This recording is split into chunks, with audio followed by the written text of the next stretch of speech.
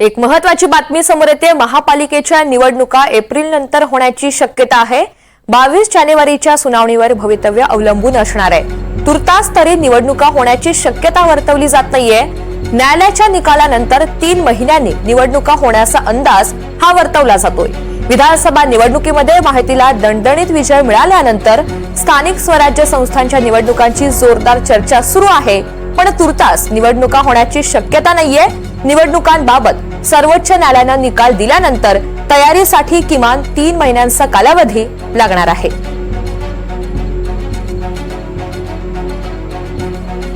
प्रतिनिधी रामराजे शिंदे आपल्याला या सगळ्या संदर्भात अधिकची माहिती देणार आहेत।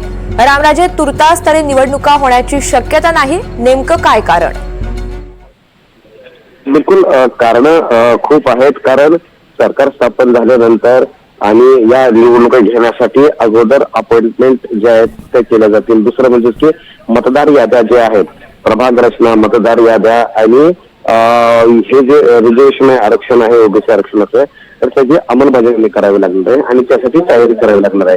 त्याचबरोबर दुसरा मुद्दा म्हणजे की मार्च आणि एप्रिल मध्ये शाळा असतात, परीक्षा असतात आणि हे लक्षात घेता हे वेळापत्रक सुद्धा कोलमडू नये आणि त्यामुळे साधारण पुढच्या 2 महिन्यामध्ये तरी निवडणुका होतील असं स्पष्टपणे दिसून येत नाही। त्याचबरोबर निवडणूक आयोगांची नियुक्ती सुद्धा अद्याप होणं बाकीचं आहे।